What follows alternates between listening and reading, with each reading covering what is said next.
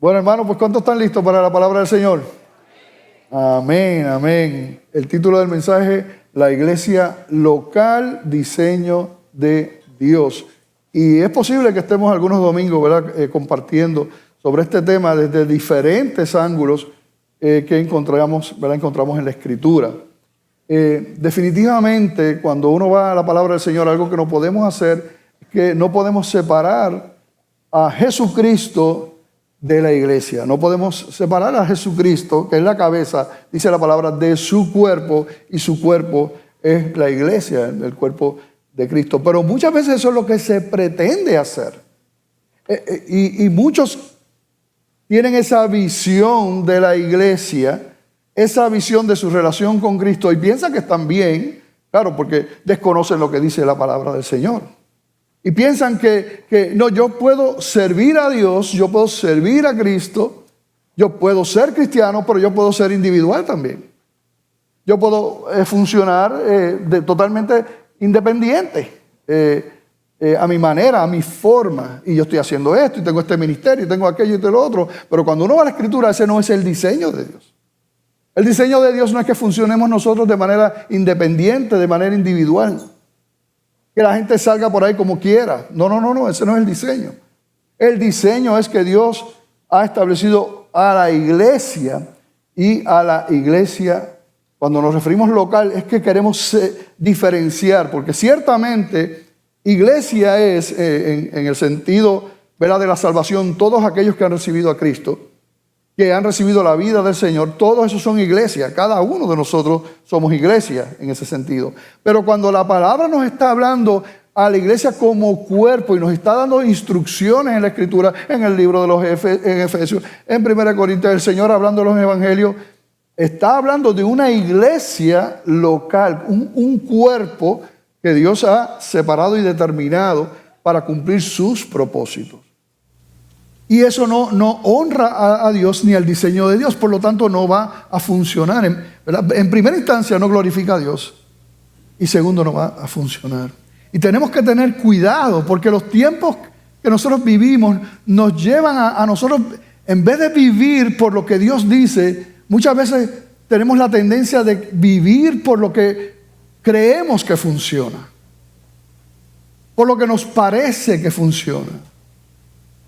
Pero no es así. Cuando uno lee estos textos, uno ve definitivamente que cada uno de nosotros, claro, yo puedo entender una confusión, porque ciertamente todo cristiano es la iglesia, ¿sí o no? Tú eres, o sea, si tú has recibido a Cristo en tu corazón, tú eres iglesia, ¿sí o no? Y a veces uno piensa, bueno, pues yo soy la iglesia, donde quiera que yo estoy, yo soy la iglesia. Y en un sentido eso es correcto. Pero en un sentido, porque en otro sentido, y eso es lo que vamos a estar viendo en estos días y hoy, hay un diseño de Dios de una iglesia local, donde Dios, a través de esa iglesia, es que quiere cumplir sus propósitos y su obra aquí en la tierra, y no cada cual haciendo lo que mejor entiende de manera individual y de manera independiente. Pero cuando uno escucha eso, pues uno podría pensar, no, la iglesia soy yo. Sí, eso es verdad, pero también es verdad que hay una iglesia local y que Dios estableció un diseño para nosotros funcionar a través de ese diseño de Dios y no independiente. Y el enemigo de las almas y la mentalidad de estos tiempos, obviamente lo que nos impulsa es a nosotros a vivir desconectados de la iglesia. Y yo le voy a decir una cosa, podríamos vivir feliz desconectados de la iglesia. Y el mundo nos impulsa a eso. Y a esta carne le encanta eso. Una de las primeras palabras que aprenden los bebés, ¿cuál es? No. Mira lo que dijo Michael Horton, un hombre, un estudioso de la palabra del Señor. Él dijo, muchos aplauden la aparición de los revolucionarios que han decidido, de alguna manera, que ser la iglesia no significa unirse a ella. Mira esto. Ser la iglesia no significa unirse a ella. En su lugar, estos revolucionarios encuentran sus propios recursos espirituales en internet y en reuniones informales. Pero como estamos diciendo, esto no es el diseño del Señor. Este diseño no glorifica a Dios, no es su voluntad, no honra a Dios. Como dice la palabra, no es el diseño de Dios para la iglesia. Y si no es el diseño, le hace daño a la iglesia. Nos hace daño como hijos. Los propósitos de Dios no son cumplidos. Un evangelio centrado en el hombre no es evangelio. Un evangelio sin costo no es evangelio. Un evangelio sin cruz no es evangelio. Y un evangelio a mi manera no existe. Es a la manera de Dios. Ese es el evangelio verdadero. Así que la iglesia no es una institución, un lugar donde simplemente nosotros vamos, no es un club, no es una tienda donde yo voy a consumir, no es un proveedor de servicios que todo cliente tiene la razón. No, es el cuerpo de Cristo. Y Dios determinó un diseño y cómo eso va a funcionar. Y eso es lo que vamos a ver hoy. Oraba el Señor, comenzamos un nuevo año, damos gracias al Señor por este 2026. Y es una página nueva para llenarla para la gloria del Señor. Amén. ¿Cuántos quieren honrar a Dios en este 2026? Como pastor, yo quiero honrar a Dios, pero también como pastor de esta iglesia, yo creo que esta iglesia honre al Señor. Y vamos a ir a lo que dice la palabra. Así que yo les invito a estar en pie para leer el texto de este día, que está en Efesios capítulo 4 del 11 al 16. La iglesia local, diseño de Dios. Repito, porque todos somos iglesias, pero Dios diseñó la iglesia local. Y es parte de lo que el Señor estableció. Dice Efesios 4 del 11 en adelante. Y Él mismo, ¿quién es Él? Jesucristo, constituyó a unos apóstoles, a otros profetas, a otros evangelistas, a otros pastores y maestros, a fin de perfeccionar a los santos para la obra del ministerio, para la edificación del cuerpo de Cristo, hasta que todos lleguemos a la unidad de la fe y del conocimiento del Hijo de Dios, a un varón perfecto, a la medida de la estatura de la plenitud de Cristo, para que ya no seamos niños fluctuantes, llevados por doquiera de todo viento de doctrina, por estratagemas de hombres que para engañar emplean con astucia las artimañas del error, sino que siguiendo la verdad en amor crezcamos en todo en aquel que es la cabeza, esto es Cristo, de quien todo el cuerpo bien concertado y unido entre sí por todas las coyunturas que se ayudan mutuamente según la actividad propia de cada miembro, recibe su crecimiento para ir edificándose en amor. Aleluya, gloria a Dios. Así que vamos a ver en esta porción de la Escritura parte de ese diseño de Dios con relación a la iglesia local. Lo primero que vemos aquí, que está hablando el apóstol Pablo a esta iglesia que estaba en Éfeso, es que es Él, es Jesucristo el que establece, ¿verdad? Es Él. Establece unos líderes, a unos que van a dirigir, a enseñar, a guiar, a cuidar, que lo van a hacer en verdad y en amor, como dice, ¿verdad?, ahí la palabra. De manera que se puedan ayudar la iglesia, los miembros unos a otros mutuamente y puedan crecer y edificarse en amor a través de esos instrumentos que Él llama para dirigir y enseñar y guiar a la iglesia. Eso lo estableció Dios. No estamos, como decimos aquí en Puerto Rico, al garete, queriendo decir que cada cual está con... No es así. Dios ha establecido un diseño y unos líderes para eso. Él lo estableció. Y en estos roles de liderato, vemos entonces que habla de los apóstoles, de los profetas, habla, ¿verdad?, de los pastores, los evangelistas, los pastores y maestros. Así que vamos a ver eso primero, lo que nos está diciendo ahí la Escritura con relación al diseño de la iglesia. apóstoles. Y él mismo constituyó a unos apóstoles. La Biblia enfáticamente nos enseña que los apóstoles son solo aquellos que han sido enviados directamente por el Señor. Directamente fueron comisionados por Jesucristo. Y además fueron testigos de su resurrección. Nos dice la Escritura. Pero vamos a ver algunos puntos. Porque en estos tiempos, bíblicamente, esa función de apóstol que nosotros vemos ahí con el rol que era en el primer siglo, no existe en nuestro tiempo. Eso es un ministerio que no está vigente ya. Y a lo mejor usted dice, bueno, pero yo escucho por ahí apóstoles y apóstolas y apostolitos y apostolatos yo escucho eso. Mira lo que nosotros vemos en Hechos 1:21, porque no voy a entrar en todos los argumentos porque son más. ¿Por qué el ministerio de apóstol no está vigente hoy día? Pero mira, hablando sobre lo de la resurrección y el caminar con el Señor, en Hechos 1:21 al 22, cuando iban a poner al sucesor, ¿verdad?, de Judas, mira los requisitos que se consideran allí. Hechos 1:21 y 22. Es necesario, pues, que de estos hombres que han estado junto con nosotros todo el tiempo que el Señor Jesús entraba y salía entre nosotros, o sea, de esos que han estado ahí, comenzando, mira lo que dice, desde el bautismo de Juan hasta el día en que de entre nosotros fue recibido arriba, o sea, ya Cristo había resucitado, habían estado con él, caminado con él 40 días, y hasta el día en que Cristo ascendió, eso dice, de esos uno se ha hecho testigo con nosotros de su resurrección. Así que no es todo el mundo. Tenían que haber caminado con el Señor y tenían que haber sido testigos oculares, presenciales de la resurrección de Cristo. Uno de los principios que uno ve aquí en la Escritura. Y la Escritura es la que se interpreta a sí misma. Las verdades nosotros las sacamos de la palabra, no de lo que diga la gente, lo que uno crea. No, lo que dice la palabra del Señor. Y ninguno de esos apóstoles de hoy día cumple con eso, para empezar. Vamos a leer, vamos a leer en Efesios 2, 19 al 22. Porque este es otro punto importante. Dice, Efesios 2, 19 al 22, la misma carta dice, así que ya no sois extranjeros ni advenedizos, sino conciudadanos de los santos y miembros de la familia de Dios. Le está hablando a la iglesia.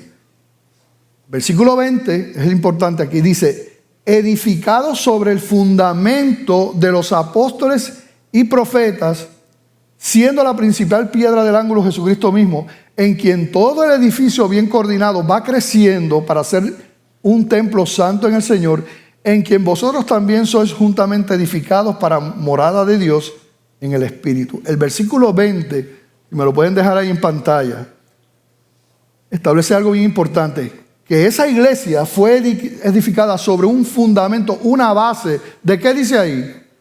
De los apóstoles y qué más. Y los profetas. Siendo la principal piedra del ángulo Jesucristo mismo. Pero ese es el fundamento. Esa es la base. Esa es la zapata de la construcción. Y yo les pregunto a ustedes, ¿cuántos fundamentos se ponen cuando uno está construyendo un edificio? Un fundamento.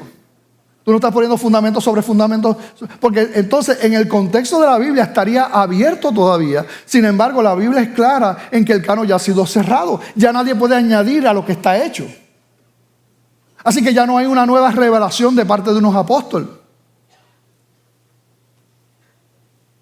En el sentido de evangelizar, claro, eso uno lo puede ver, ¿verdad? Porque la misma palabra apóstol implica en el original uno que sale, ¿verdad? Que es afuera y a evangelizar. Mira, en ese sentido, pues claro, todos salimos a evangelizar. Pero de ahí a uno decir que uno tiene esas cualidades de apóstol, ya eso ya no está.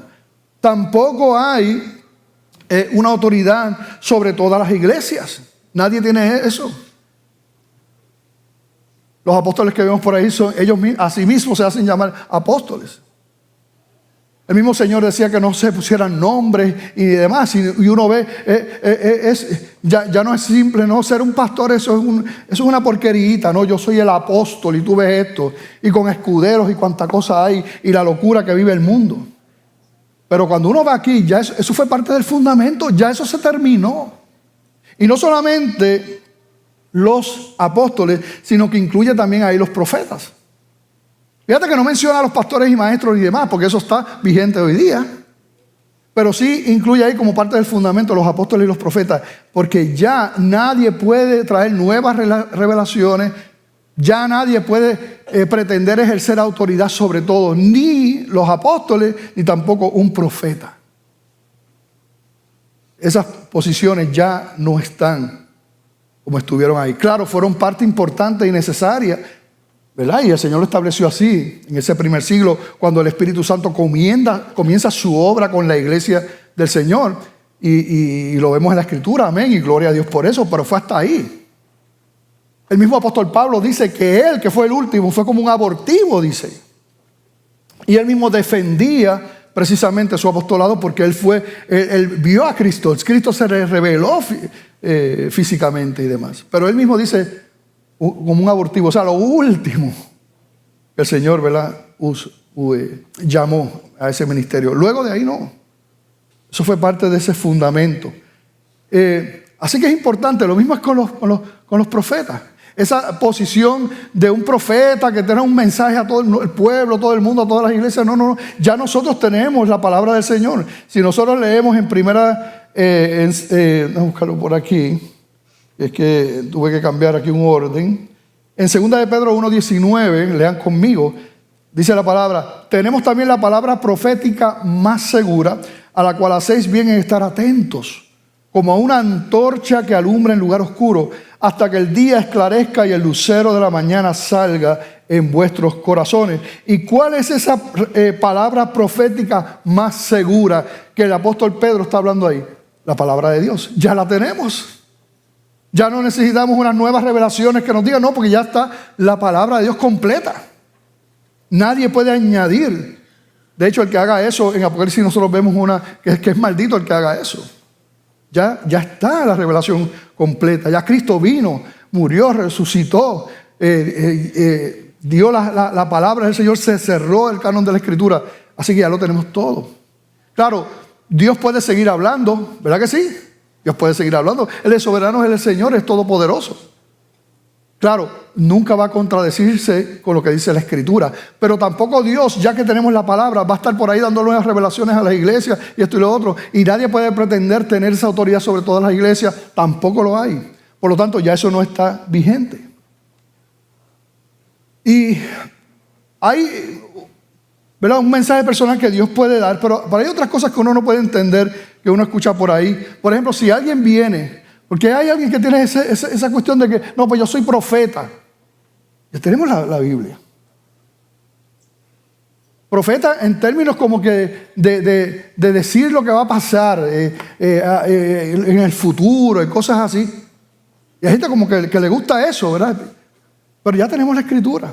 Si aquí viene alguien y dice, por ejemplo, vienen tiempos de refrigerio y muchas almas vendrán a los pies de Cristo y muchos saldrán a predicar el Evangelio. Pues mira, si un profeta viene y dice eso, un profeta dice eso, pues nosotros ¿qué decimos? Amén. Nosotros, ¿cuántos estamos orando para que el Señor, ¿verdad? Vengan tiempos de refrigerio en el Señor, que Dios transforme las vidas, convierta los corazones? Pues claro, eso pues mira, ¿qué nuevo hay ahí? Nada. Estamos orando por eso.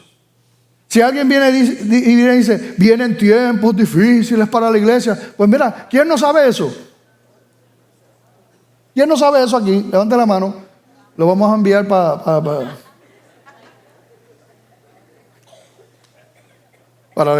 ellos. Así que, claro, la misma palabra lo dice. Tiempos terribles. La misma Escritura, por ejemplo, dice cuando allá en Apocalipsis vemos una mirada al cielo y están las almas de los que habían muerto, habían sido asesinados, martirizados, y nosotros vemos que están allí y le dicen al Señor, Señor, ¿cuándo tú vas a vengar nuestra muerte? Y el Señor me da la respuesta del Señor en Apocalipsis, le dice, tienen que esperar hasta que otros hermanos sean martirizados como ustedes, sean asesinados como ustedes. Así que la Escritura una y otra vez nos deja saber que la iglesia, claro que vienen tiempos difíciles.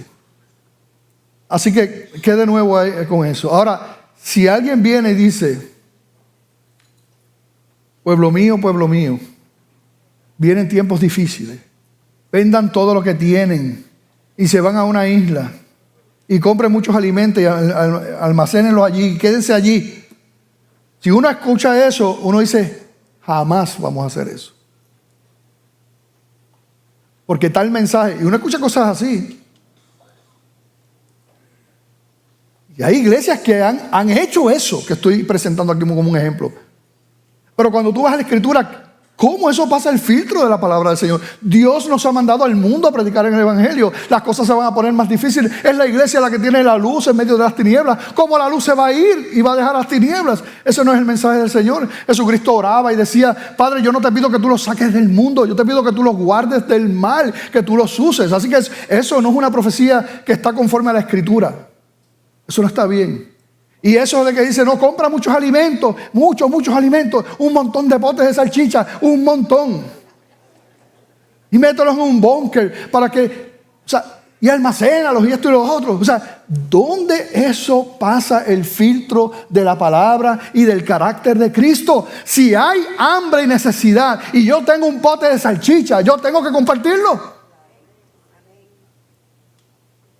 No, esto es para mí. Para que los demás se mueran allí y yo jaltarme de salchicha. ¿Qué es eso? Y la gente no lo ve. Ya tenemos la palabra de Dios. Claro, Dios puede hablar. No quitamos eso. Nunca, como dije, en contradicción a la Escritura. Aquí tenemos el testimonio hermoso de nuestro pastor René, que una hermana vino y dijo, mire, pastor, yo he soñado, y creo que había soñado 2 o 3 veces. Yo he soñado que usted está predicando y cae muerto. Predicando. Por eso él dijo, vamos a poner a Joel ahora. No. No. Ella le dijo, mira, pastor, yo no soy de esto. Pero yo le digo, yo cumplo con decirle que he soñado esto y no, si usted quiere, ¿verdad?, revisar. Y él llamó a su cardiólogo. Él lo mandó a hacer unas pruebas. Y tú sabes que nunca regresó, nunca salió de ahí. Porque de ahí mismo lo llevaron a operar. Y tenía 3 arterias tapadas. Y si le hubiera dado un infarto, hubiera sido mortal. Jamás y nunca, como fue todo porque fue antes. Dios sigue hablando hoy. No hay duda de eso. Pero ya tenemos la revelación más segura de la palabra del Señor. Cuidado con esos falsos apóstoles y falsos profetas por ahí. Pero a la gente le encanta eso. ¿Para qué?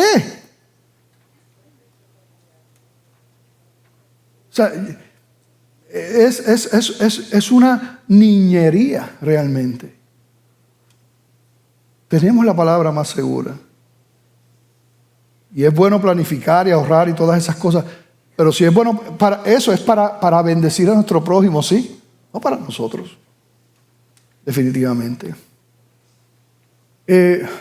Así que, definitivamente nosotros vemos claramente aquí que ya lo que es apóstol y profetas en el sentido del Nuevo Testamento, ya esos ministerios no están vigentes. Y es triste, ¿verdad?, que sigan en eso por ahí. Es triste. También habla de que Él constituyó unos evangelistas. Y la definición lo que implica es simplemente el que predica el evangelio. Eso es un evangelista. Y nosotros, toda la iglesia, somos llamados a evangelizar, ¿sí o no? Toda la iglesia. La gran comisión está para todos, ¿verdad? Por tanto, ir y predicar el evangelio a toda criatura, ¿verdad? Eso es para todos. En ese sentido, todos somos evangelistas. Pero en el sentido que lo está utilizando el apóstol Pablo aquí a los Efesios, está estableciendo un llamado especial en la iglesia, en ese liderato que Dios ha puesto de evangelista, ¿verdad? Como por ejemplo, podemos mencionar que uno que todos conocemos, el más famoso de todos los evangelistas, pues es Billy Graham. Y ese era el llamado de él, de evangelista. Nosotros vemos esta palabra 3 veces para que tengan ese dato, ¿verdad? Primero, lo vemos aquí, ¿verdad?, donde el apóstol está hablando, pero también lo describe. La primera vez que aparece cuando Felipe estaba evangelizando, a él se le llama evangelista, evangelizando al eunuco etíope allá, verán esa historia. Y también cuando el apóstol Pablo le está dando instrucciones a Timoteo y le dice, haz obra de evangelista, que de hecho estuvimos predicando sobre ese pasaje recientemente. En esas 3 ocasiones, y se refiere a esa posición específica. Luego dice que él constituyó pastores y maestros. Esos pastores, esos ancianos y esos maestros. Es interesante que los otros los pone separados y aquí como que los junta, pastores y maestros. Toda persona que Dios llame al pastorado tiene que ser maestro.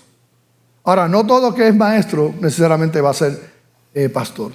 Pero cuando el apóstol Pablo le está hablando de los requisitos, allá en 1 Timoteo capítulo 3, del pastor, del obispo, del anciano, él dice que tiene que ser apto para enseñar. Así que todo pastor tiene que ser apto para enseñar. Y lo pone ahí, pastores y maestros. Es lo que el Señor ha establecido en su diseño. Nadie entonces puede decir que está por las suyas. Nadie entonces puede decir que no tiene que de alguna manera sujetarse a un cuerpo. Eso lo dice el antagonista de la palabra del Señor, que es Satanás y el enemigo de las almas. En el diseño del Señor hay una estructura. Y como yo decía en el primer culto, no es que yo tenga complejo ahora como pastor para que se sujeten. Eso no es. Pero tenemos que predicar lo que es la palabra del Señor. Porque como empezamos y como dije, lo que glorifica a Dios es su diseño. Y lo que da resultado es su diseño. Nosotros no tenemos la autoridad, el poder de cambiar el diseño que Dios ha establecido. Es una pena que se viva, que hayan cristianos que vivan de esa manera pretendiendo establecer su diseño. Porque es triste, es sumamente triste porque ellos no van a crecer, no se glorifica a Dios y tampoco van a bendecir a la iglesia, como es el propósito de nosotros como un cuerpo. Así que vamos entonces a ver, Dios escoge en nuestro tiempo, tenemos esos líderes, esos pastores y maestros, ¿verdad? Con un propósito en el diseño del Señor. El Señor constituye a pastores y maestros, en principio apóstoles y profetas, para perfeccionar a los santos para la obra del ministerio, para la edificación del cuerpo de Cristo. Así que ese es el propósito primario, perfeccionar a los santos. Y aquí pueden surgir preguntas, porque nosotros hemos predicado, hemos escuchado que la Biblia dice que los hijos de Dios estamos completos en Él, que somos perfectos en Cristo. ¿Cuántos han escuchado eso? Lo hemos escuchado. De hecho, Hebreos, uno de esos pasajes muy famosos es Hebreos 10:14. Y mira lo que dice Hebreos 10:14. Porque con una sola ofrenda. ¿Cuál fue esa una sola ofrenda? El sacrificio ¿de quién? De Cristo. Porque con una sola ofrenda hizo perfectos para siempre a los santificados. Adiós, pero ahí dice que los hizo perfectos para siempre a los santificados. Claro, es que tenemos que entender que la perfección de la que está hablando ahí, Hebreos 10:14, es la perfección posicional en salvación. Nadie podía llegar a Dios. Nadie podía acercarse al cielo siquiera. ¿Por qué? Porque todos somos pecadores. Y nuestro pecado es una pared que impide que nosotros podamos tener acceso y comunión con Dios. Y como nosotros todos somos pecadores, quizás unos cometan más pecados que otros, pero al fin y al cabo un pecado es suficiente para condenarte. No podemos ser salvos.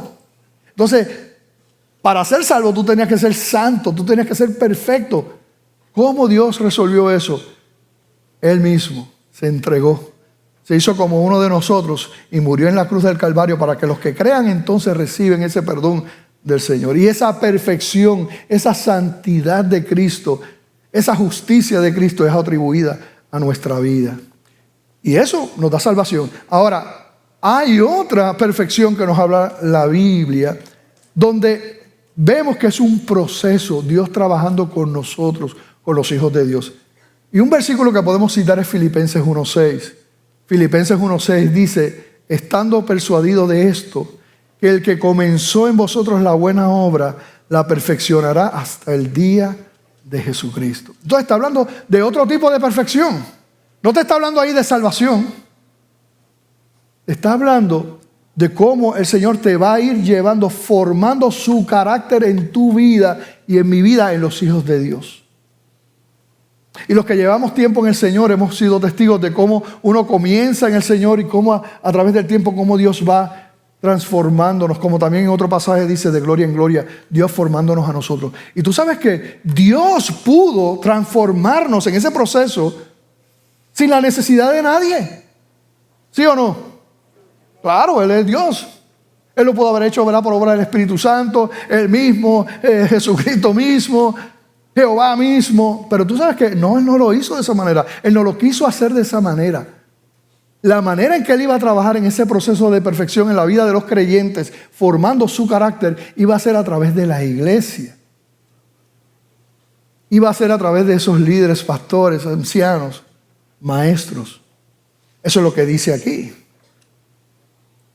Él constituyó a unos para perfeccionar a los santos, porque Él quiso hacerlo de esa manera. ¿Y para qué? También nos dice el texto, ¿para qué? Bueno, perfeccionarlos para la obra del ministerio, para la edificación del cuerpo de Cristo, o sea, de la misma iglesia, hasta que todos lleguemos a la unidad de la fe, hasta que todos lleguemos al conocimiento de Cristo, hasta que seamos maduros en la fe. O sea, esa es la estatura de la plenitud de Cristo, esa madurez en Él, esa es la meta. Y para eso Dios estableció que fuera a través de la iglesia y no de manera individual. De hecho, siempre el gran problema del hombre es querer hacer las cosas a su manera, de espalda a Dios. Pretender que su forma es la mejor. No. La única forma que glorifica a Dios y que da frutos es la manera del Señor. Que Dios nos ayude a entender esto. Y cuando aquí dice, ¿verdad?, que todos nosotros lleguemos a esa unidad de la fe, yo pensaba en lo siguiente: unidad de la fe. ¿Qué implicamos? O sea, que tengamos una misma mente, que tengamos una misma visión de la palabra y de cómo lo que Dios está haciendo con nosotros como iglesia. Eso no se da si cada cual tiene su manera.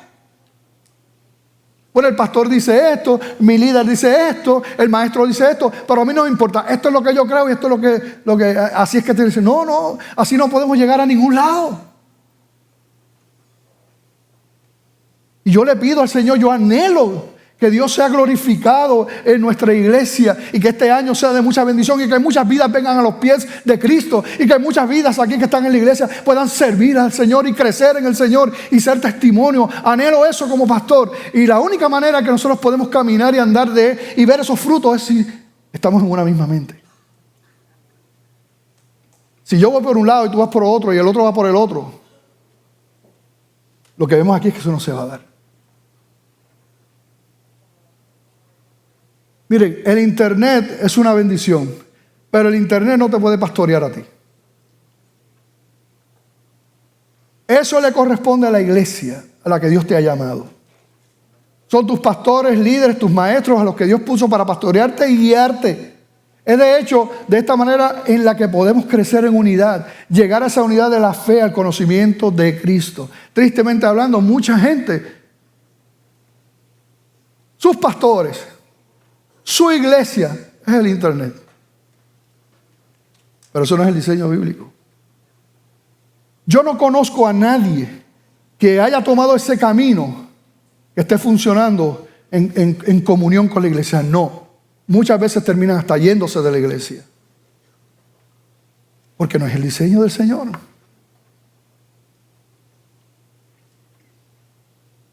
Hay gente que dice que sus pastores es fuleto, el otro está por allá, está en Ucrania. ¿Qué es eso?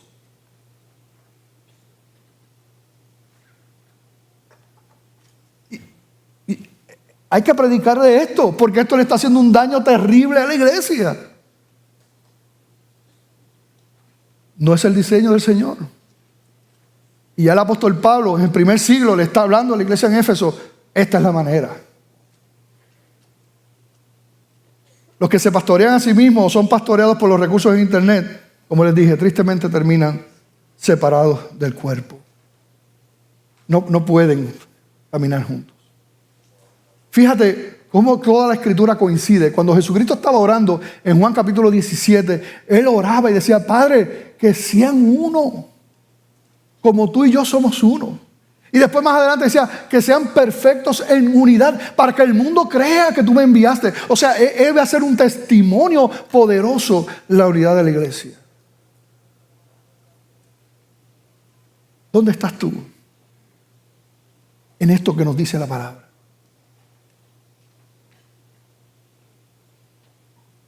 ¿Dónde estás tú en este diseño de la palabra? Que es el diseño que da frutos. Además dice que Dios ha puesto a la iglesia para perfeccionarnos, para que no seamos niños fluctuantes llevados por aquí y por allá también. Obviamente porque hay tanta mentira, tanto engaño. Eso es importante. Mire, para creer la mentira no se requiere ningún esfuerzo.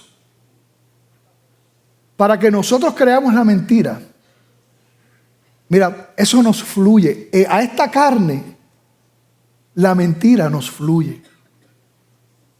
Lo que siempre será difícil es creer y vivir la verdad. Pero la mentira es fácil creerla. Y a mí como pastor ese es el dolor, que muchos son engañados. Muchos se van al internet ahí a saber que hay cuanta locura y tanta desinformación.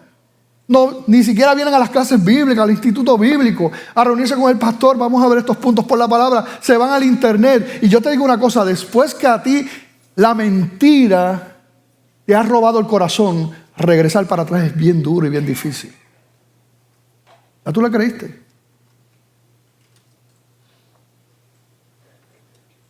Hay que tener cuidado. Ustedes recuerdan esa secta Creciendo en Gracia, una secta terrible. Que decían que esta carne no peca, tú puedes hacer lo que te dé la gana. Se tatuaron el 666 porque eso era algo bueno. Gente que estuvo en esta iglesia se fue para esa secta. Que tenía un hombre, el líder decía que era Jesucristo. ¿Recuerdan? Jesucristo hombre. Hasta ese punto. Y tú sabes qué, la gente le decía papito, papi, a él. De hecho, hoy día hay un movimiento que creo que le llama la paternidad de los pastores o algo así. Para que ustedes vean lo que es una mala interpretación. Ven al apóstol Pablo hablando de ustedes son mis hijitos, hijitos míos, por los que sufro.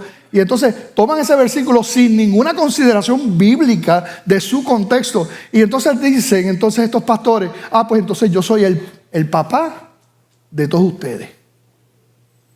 Y ustedes me tienen que decir papi. Y hay unos cuantos aquí en Puerto Rico, o sea, no era solamente nada. Y tú sabes que la gente diciéndole papi. Yo le voy a decir una cosa a ustedes.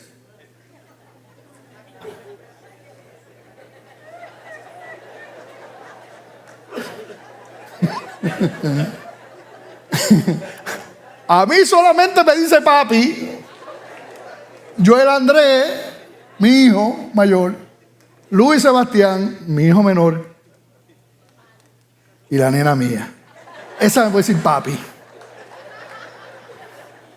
No me vengan con eso. Pero cuán fácil es ser engañados. Y eso nos da risa, ¿verdad? De papi. Yo dije eso en el primer culto y como 5 hermanos empezaron a decirme papi por ahí, yo molestándome. O sea, adiós papi, yo, deja eso.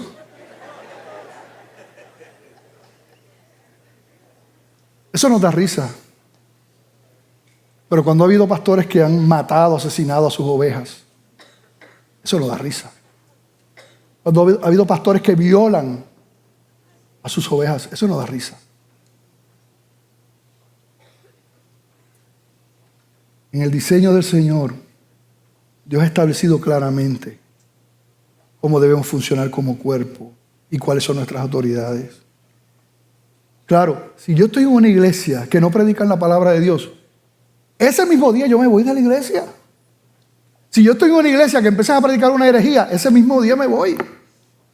Si yo estoy en una iglesia que sus pastores no tienen integridad, que se sabe que están haciendo cosas, viviendo en pecado, que no les agrada al Señor, robándose el dinero que siento, de ese mismo día yo me voy de la iglesia. No estamos hablando de eso, pero una iglesia que funciona por la palabra, en transparencia total. Nosotros no podemos estar como nos dé la gana. El diseño del Señor es que somos un cuerpo. Los pastores y los líderes nos guían, nos perfeccionan la obra del Señor porque Dios lo estableció así. Y no solamente eso, sino que entonces funcionamos como cuerpo. Entonces, mira lo que ocurre. Hay un crecimiento. Efesios 4:15 dice, sino que siguiendo la verdad en amor, crezcamos en todo en aquel que es la cabeza. Esto es Cristo. Entonces uno sigue la verdad, como dice ahí, en amor, que es parte tan importante de la iglesia del Señor. Y de esa manera crecemos en todo en aquel que es la cabeza, que es Cristo. Versículo 16 dice, de quien todo el cuerpo, bien concertado y unido entre sí, por todas las coyunturas que se ayudan mutuamente, según la actividad propia de cada miembro, recibe su crecimiento para ir edificándose en amor. Entonces vemos aquí qué tremendo. O sea, cuando funcionamos en el diseño del Señor, no solamente está siendo pastoreado, dirigido, guiado, cuidado, sino que también, dice aquí, que nos podemos ayudar, que es parte del propósito de la iglesia del Señor, que nos ayudemos mutuamente. Tú al otro y el otro a ti. Como iglesia. Por eso yo digo que la iglesia es una familia. La iglesia no es una institución donde yo voy a consumir algo. Eso no es. Es una familia que vemos ahí cómo nos ayudamos, cómo crecemos. Pero la única manera de uno vivir de esta manera, y lo que vamos a leer de la iglesia emergente allá en Hechos capítulo 2, lo que vamos a leer, la única manera es que yo tengo que ser vulnerable, yo tengo que ser parte. Mientras tú te mantengas afuera, eso no se va a cumplir.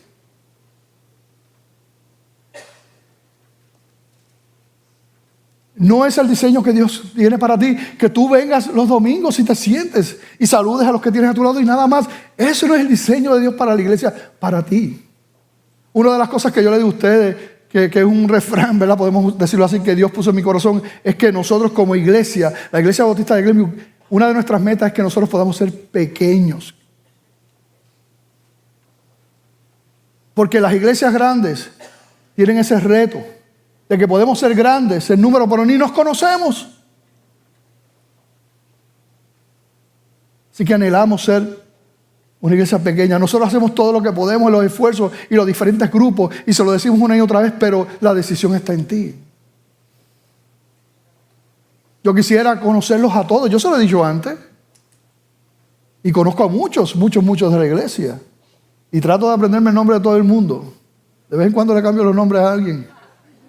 Hay gente que me lo dice rápido y hay gente que no me dice nada.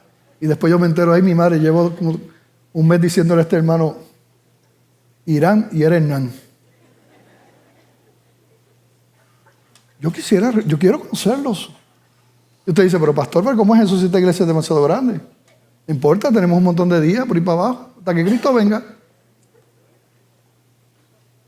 Pero no podemos cambiar el diseño del Señor, no podemos cambiar el corazón y el espíritu de la iglesia del Señor. Fíjate que dice, ese versículo 16, Efesios 4:16, dice que cuando funcionamos como iglesia, o sea, eso es una conclusión. Cuando funcionamos como iglesia, entonces esa iglesia recibe su crecimiento.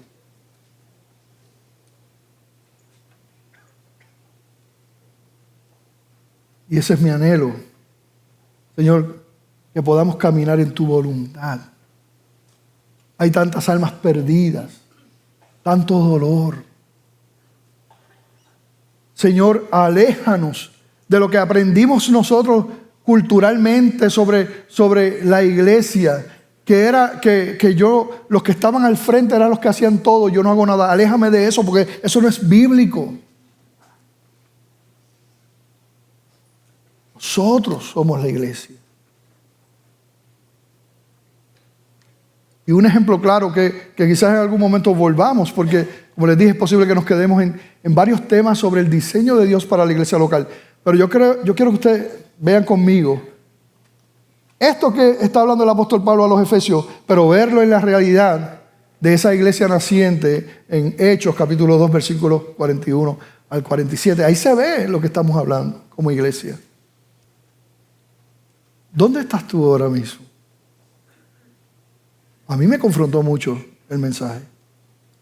Mucho. Porque yo soy el pastor. ¿Y qué tiene que hacer el pastor? Según ese texto, perfeccionar a las ovejas. Y yo meditaba en eso. Wow.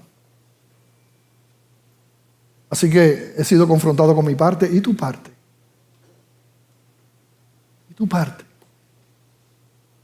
¿Te conoce la gente? ¿Te has acercado? ¿Has procurado ver cuál es la obra del ministerio? ¿Dónde estás tú? ¿O estás conforme de practicar la religión bautista, venir el domingo y escuchar ya? Ese no es el diseño. Queremos a Cristo, queremos a Ponce para Cristo. Amén. Queremos a Puerto Rico para Cristo. Queremos al mundo para Cristo.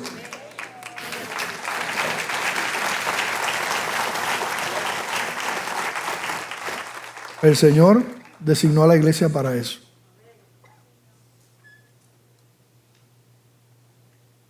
Ahora en enero vamos a tener un impacto evangelístico. Este mes, 24, en Los Caobos. Pero esto es un asunto de todos los días, ¿verdad? No meramente de actividades. Claro, en las actividades hay que estar también. Pero, ¿dónde estás tú? Esa es la pregunta. Yo quiero, vamos a orar. Padre, gracias, Señor, por este día. Gracias por tu palabra, Señor. Te pido, Señor, que seas tú transformando nuestra vida, nuestro sentido de iglesia, nuestro sentido de cuerpo, Padre. Tú, Señor, tú. Que seamos confrontados, Señor, si nos hemos acomodado a una vida casi como a aquellos que no te conocen, de trabajo, sin involucrarme. Bueno, Señor, tú conoces todas las cosas. Ayúdanos, Señor. Por eso oramos por un avivamiento. Lo que te pedimos es que nos ayude a vivir de esta manera. Yo te pido, Señor, que tú nos muestres, Señor, los tiempos que vivimos, Señor. Que podamos entender, Señor, tus mandamientos, tu diseño y vivir de esa manera para tu gloria y tu honra. En el nombre de Jesús. Amén. Yo quisiera preguntar si hay alguien aquí que ha escuchado, ¿verdad?, el mensaje y siempre, ¿verdad?, salpicado, ¿verdad?, obviamente con el Evangelio y la obra de Cristo, pero el Evangelio es simple, como yo digo, ¿verdad? Y comienza con un Dios que nos ha amado, no tenía que hacerlo. Y dice la palabra que de tal manera nos amó Dios, de tal manera, ni un adjetivo claro hubo. Pero eso es lo que dice la palabra, con amor eterno nos ha amado Dios y te ha amado el Señor. Pero la Biblia claramente nos muestra un problema terrible, y es que todos nosotros hemos nacido con esa inclinación hacia el pecado. Todos. Dice la palabra que justo no hay ni uno. Todos somos pecadores.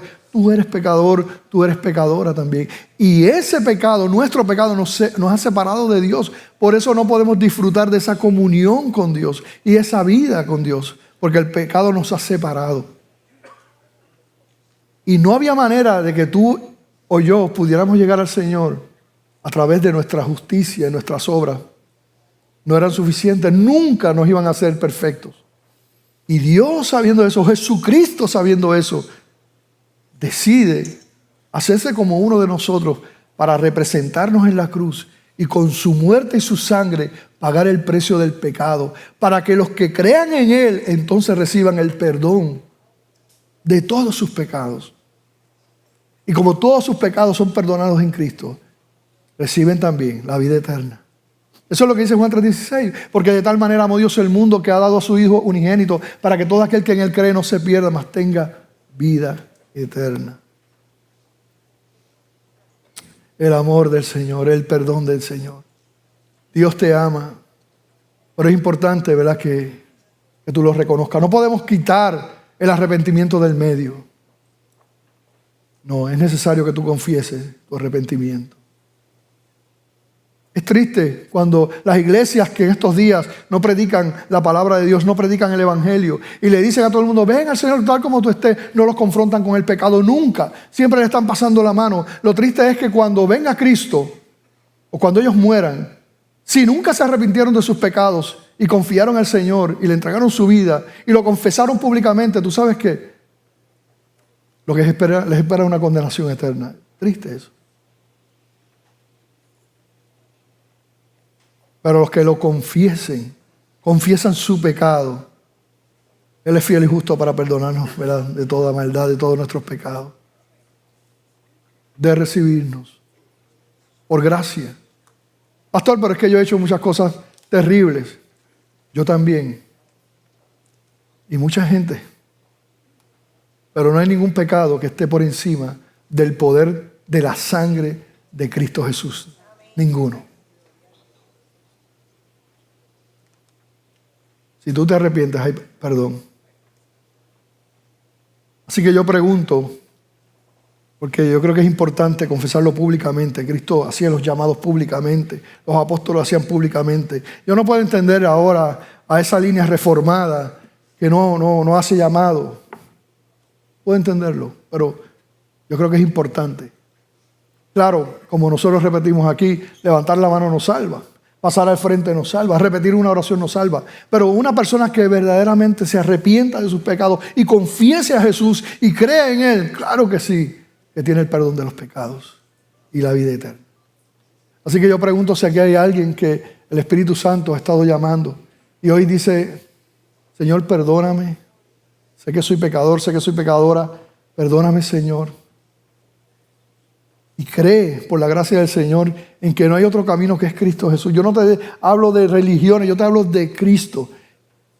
Y puedes creer, como Él dijo, yo soy el camino, la verdad y la vida. Nadie viene al Padre sino por mí. Ese fue el que el Padre dio. El Padre dio a su Hijo Jesús para que todo aquel que en Él cree no se pierda. Así que yo pregunto, ¿habrá alguien que hoy le dice, Señor, perdóname, perdona mis pecados? Ayúdame, Señor, rindo mi vida a ti. Te necesito. Y simplemente lo hace públicamente levantando su mano. Habrá alguien que toma esa decisión, dice, Señor, perdona mis pecados. Y en este día levanta. Dios te bendiga, varón. Dios te ama. Eres especial para el Señor. Habrá alguien más que en este día dice, Señor, aquí estoy, perdóname, te necesito. No importa, lo importante es la actitud del corazón. Señor, perdóname. Yo quiero preguntar si aquí hay alguna persona que ya le entregó su vida a Cristo en algún momento dado. Y si tú le entregaste tu vida a Cristo, tú eres un hijo de Dios o una hija de Dios y eso es para siempre. Pero como nosotros vemos en la Escritura, también los hijos de Dios nos podemos alejar de la voluntad del Señor y de los caminos del Señor. Y nos apartamos de sus propósitos. Si esa es tu condición y hoy tú quieres reconciliar tu vida con Cristo, regresar a casa, decirle, Señor, perdóname. Yo quiero comenzar este 2026, Señor, en un camino de obediencia a ti, Señor. Yo no quiero seguir alejado y apartado. Perdóname, Señor. Así que ya sea que tú le quieres entregar tu vida a Cristo o reconciliar tu vida con Cristo, regresar a casa, también puedes levantar tu mano. Sería tremendo comenzar en este día, este año, reconciliando tu vida con el Señor. ¿Habrá alguien? ¿Algún hijo de Dios, alguna hija de Dios que levanta su mano en este día? Si nadie levanta su mano, pues entonces queremos orar por el caballero, ¿sí? Le vamos a pedir que se acerque por aquí.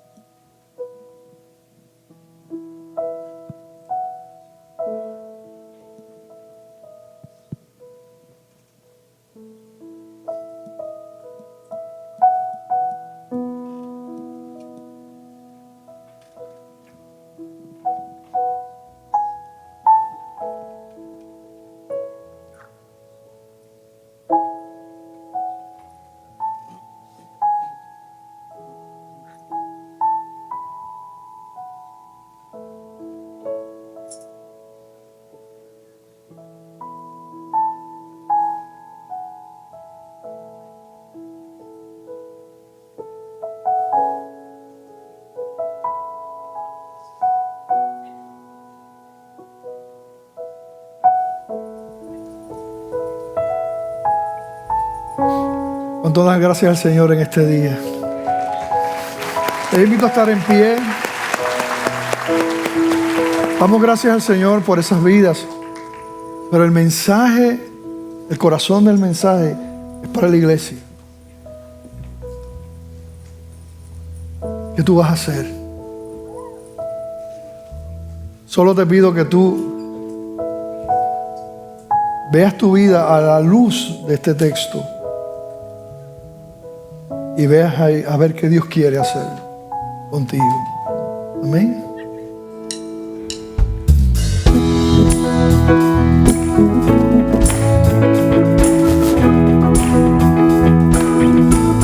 Somos el pueblo de Dios, su sangre nos redimió y su espíritu dio. Canta con nosotros. Aleluya.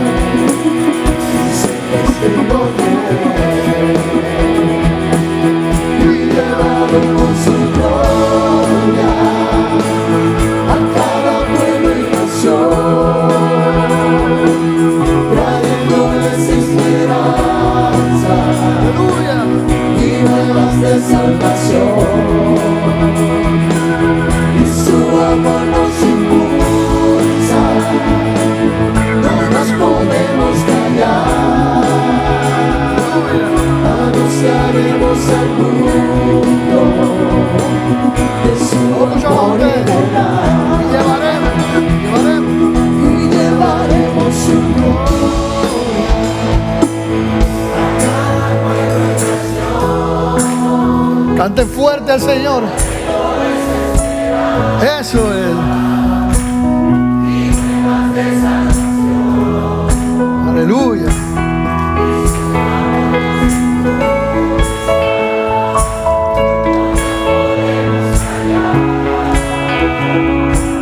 Anunciaremos al mundo, Aleluya. de su amor y verdad. Hermano, que la paz del Señor sea con todos ustedes. Que Dios los bendiga.